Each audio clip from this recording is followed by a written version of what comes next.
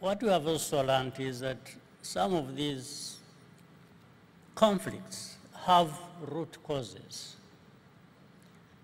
They just don't emerge from nowhere and you have conflicts. No, there are these histories that have not been resolved over many years, and they are the ones fueling conflicts over and over again.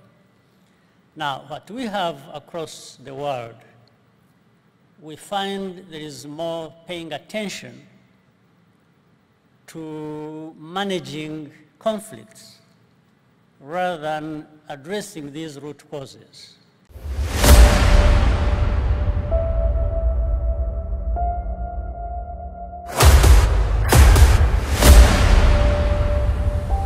This is the journey to One Africa. Excellency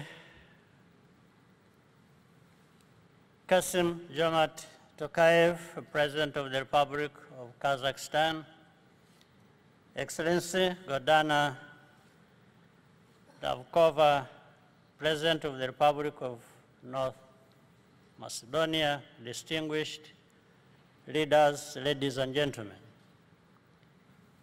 It is a privilege to join you today, and I thank President Tokayev for his gracious invitation. Kazakhstan's prosperity is a reflection of its bold leadership and the resilience of the Kazakh people. This forum has become a vital platform not only for dialogue, but for pragmatic cooperation in a world that is increasingly fragmented. This year's focus rightly underscores that global challenges are deeply interconnected, and our responses must be just as integrated. This calls for a shift in the way we approach foreign policy and international cooperation. In Rwanda, we have learned that external alignment without internal stability only deepens our vulnerabilities. Our priority is therefore focused on what delivers real and measurable benefits to our people. This includes prioritizing peace and security, strengthening economic self-resilience, and accelerating regional integration. Our engagements with international partners are grounded in a mutual respect and reciprocity, not dependency. This is the principle that should apply to the global economy and how it functions. The COVID pandemic exposed how fragile and unequal our financial systems have become. Since then, many developing countries remain trapped between rising debt, shrinking fiscal space, and harsh borrowing terms. There has been much talk of reforming the global financial architecture so that it is fit for purpose. But the problem we have is not just structural, it is political. the rules of the system are quite often enforced unequally. At the same time, the criteria for assessing financial risk are based on outdated assumptions that disadvantaged countries in the South. This restricts access to capital, increases costs, and it delays progress. But while we push for change, we must also act with greater urgency to build resilience from within. That means managing our resources more effectively, enhancing industrial productivity, and investing in human capital development. It is encouraging to see the renewed momentum behind South-South cooperation, including between Africa and Central Asia. This is not an alternative to global engagement, but a necessary complement that provides a stronger collective voice on issues that affect us all. We thank Kazakhstan for opening this space, and Rwanda stands ready to do its part. I thank you.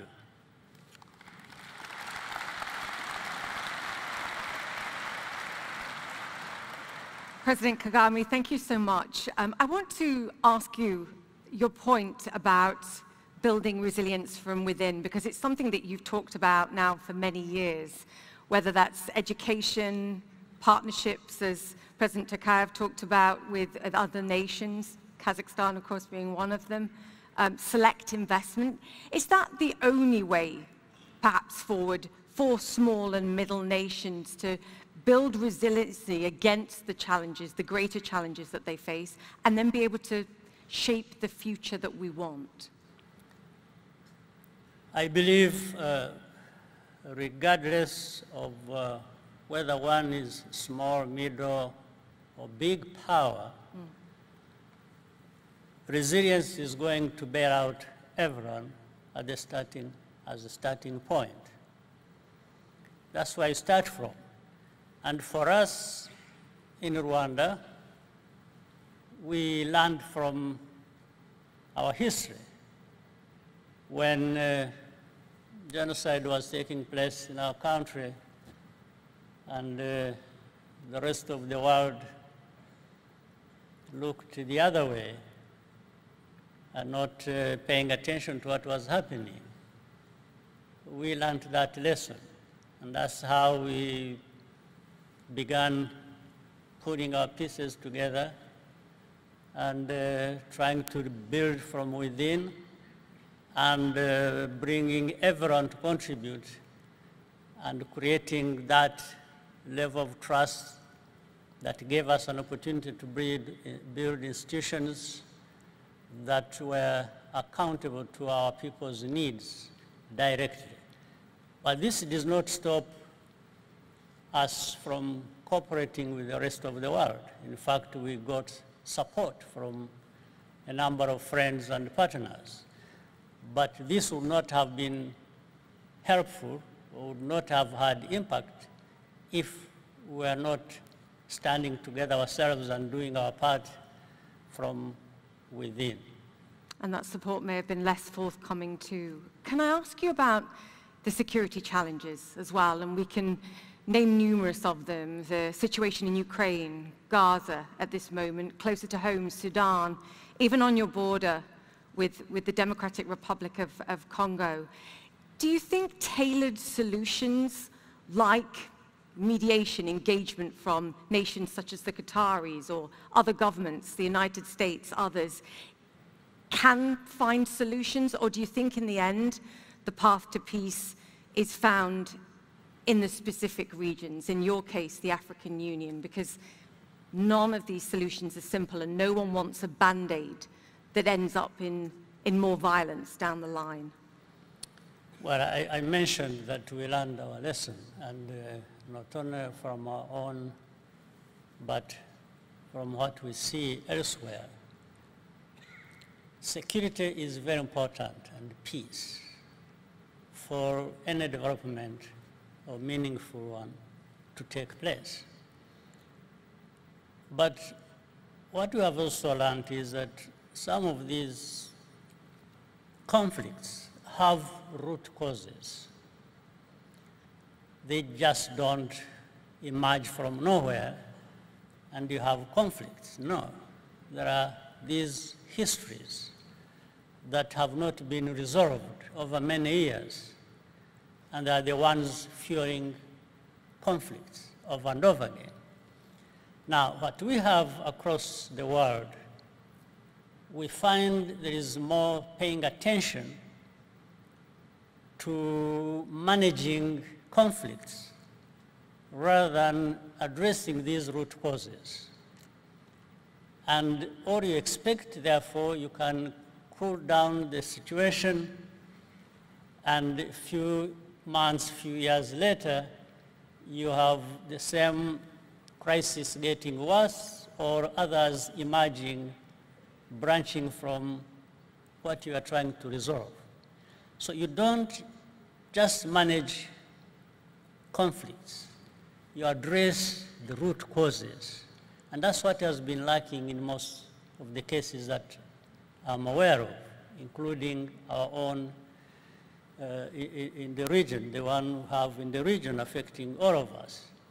So, and we have the whole world paying attention, making a lot of noise, but all they do is just have ceasefires and short-term peace and discussions over it and so on and so forth. And then it spirals back to where we were at the beginning. So the root causes must be paid attention to in order for the lasting solution to be found for the conflicts. Understand the history, understand the vested interests, and understand where nations lie. Right. Very quickly, you're a pragmatist, I think, as a leader, but what I also notice is you're an optimist. What keeps you optimistic? Because we've listed a whole load of challenges already today. Well, I start with knowing where I have come from as a person and my country. You also understand that the same weaknesses or failures that create such tragedies like my own we faced in our country of a genocide, there are people behind that. There is politics behind that. But in the recovery and where we are today, you know that there are also people who can do good things and who can refuse to be crushed by the weight of these problems and emerge and deal with them and look for toward a better future, as has happened in our case. Change is possible. I think that's the message. Change is possible. The President of Rwanda, Paul Kagame. Thank you, sir. Thank you. Thank you.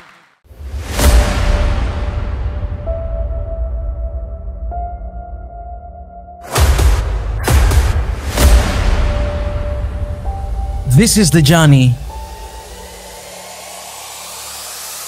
to one Africa.